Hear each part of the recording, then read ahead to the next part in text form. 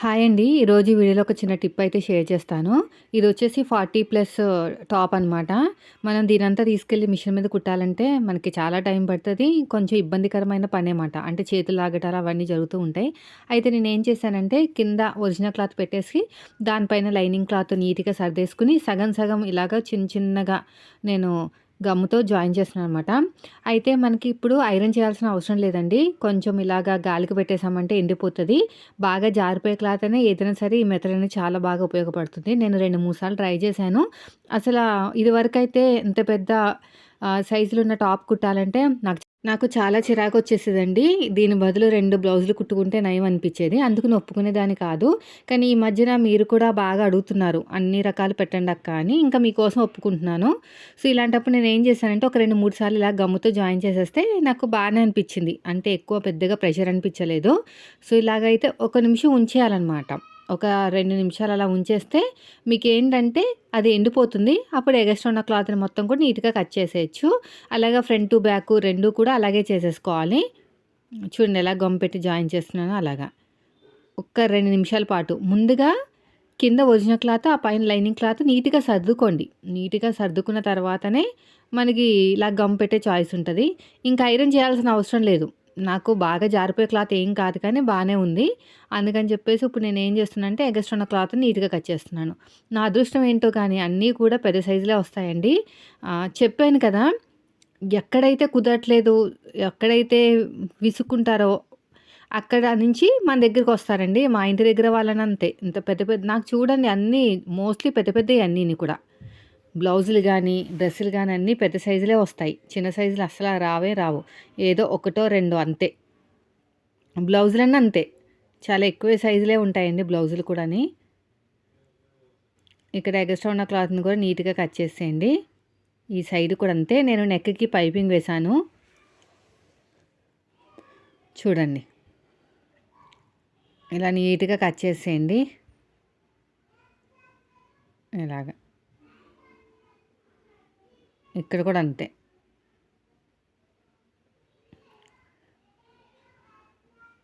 ఇక్కడ కొద్దిగా ఆరలేదనమాట. బాగా ఆరిపోయేదాకా ఉంచుకోవాలి. అప్పుడు ఊడిపోదు. మనం లాగితే ఊడిపోతుంది అది వేరు. కుట్టే వరకు ఇలా ఉంటే చాలు. నాకైతే కుట్టే వరకు బానే ఉంది. ఏం ఊడిపోలేదండి. నాకు చాలా తొందరగా అయిపోయినట్టే అనిపిచ్చింది.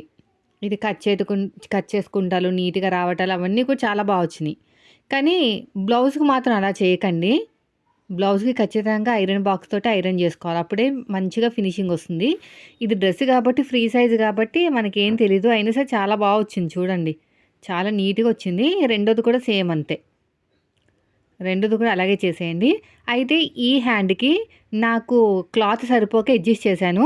అప్పుడు ఫోల్డింగ్ దగ్గర నాకు ఇలాగ ఓపెన్ వచ్చిందనమాట. యాక్చువల్‌గా ఇది ఫోల్డింగ్ హ్యాండ్ అనమాట. ఫోల్డింగ్ దగ్గర మనకి ఓపెన్ వచ్చేసేలాగా నాకు కటింగ్ అయితే వచ్చింది. అలాగైతేనే నాకు సెట్ అవుతుంది క్లాత్ అని. లేకపోతే సెట్ కావట్లేదు. అయితే మళ్ళీ జాయింట్ వేస్తే బాగోదు కదా! హ్యాండ్ ఫోల్డింగ్ దగ్గర. అందుకు నేను పైపింగ్ వేస్తున్నాను. అది కాస్త మోడల్ హ్యాండ్ అయిపోయింది. అలాగా అడ్జస్ట్‌మెంట్ చేసుకున్నాం అనుకోండి క్లాత్ అనేది చాలా బావుంటుంది.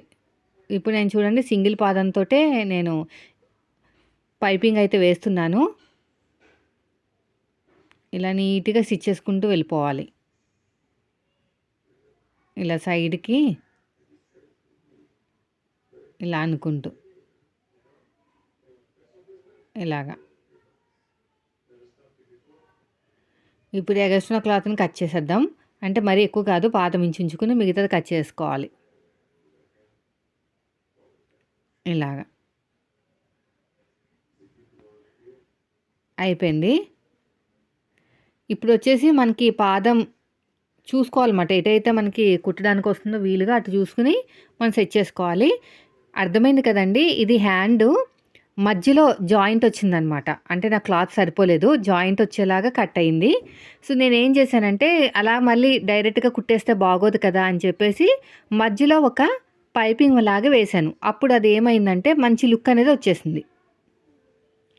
చాలా బాగా లుక్ వచ్చిందండి. మంచి లుక్ అనేది వచ్చిందనమాట. చూడండి ఇప్పుడు నేను ఎలాగైతే కుడతానో. ఎటు వస్తుందని సెట్ చేసుకోవాలి. కొంచెం కన్‌ఫ్యూజ్ అయిపోతాం ఇక్కడ. కన్‌ఫ్యూజ్ అవ్వకుండా చూసుకోవాలి.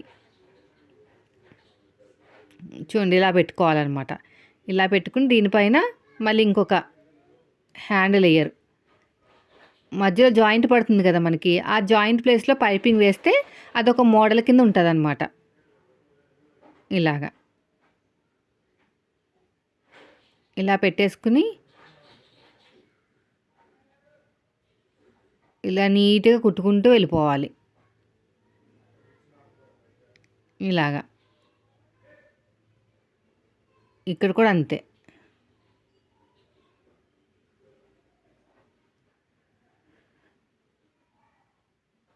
ఇప్పుడు ఎగస్ట్రా క్లాత్ నీట్గా కట్ చేసేద్దాం.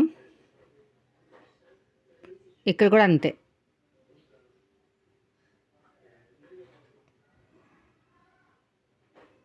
చూడండి ఎంత బాగా వచ్చేసిందో, చూసారా? అసలు జాయింట్ లాగా లేదు, అదొక మోడల్ హ్యాండ్ లాగా ఉంది.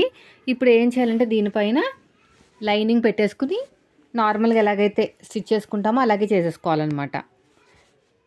మీకు ఇలాగ హ్యాండ్ దగ్గర మిడిల్లో జాయింట్ పడాల్సి వస్తే ఈ మెథడ్ అనేది యూజ్ చేయండి.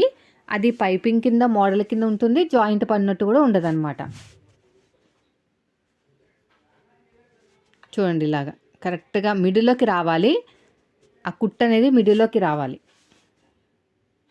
ఇలా స్ట్రేట్గా స్టిచ్ చేసుకుంటూ వచ్చేయాలి.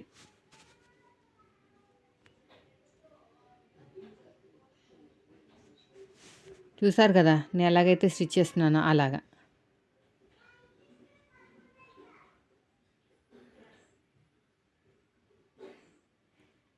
ఇదంతా నీట్గా జాయిన్ చేసేయండి ఇలా మొత్తం కూడా. సేమ్ లైనింగ్ని ఎలాగైతే జాయిన్ చేస్తామో అలాగా.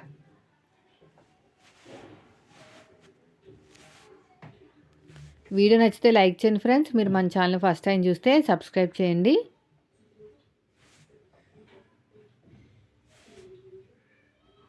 ఇక్కడ ఎగస్ట్రా ఉన్న క్లాత్ని మొత్తం కూడా నీట్గా కట్ చేసేయండి.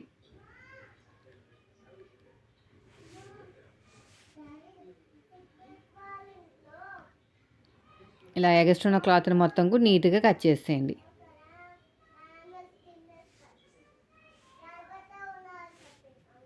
ఇలాగా ఫోల్డింగ్ చేసుకుని కింద స్టిచ్ వేసేయండి. ఇలాగా ఇలా మొత్తం కూడా.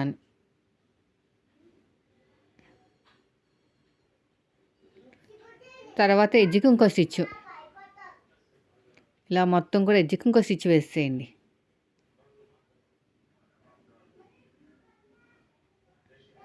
అంతే. హ్యాండ్ లూజ్ దగ్గర కరెక్ట్గా పెట్టేసుకుని ఆర్మ్ లూజ్ దగ్గర కూడా చూసుకోండి. చూసారా ఎంత మంచి డిజైన్ వచ్చేసిందో.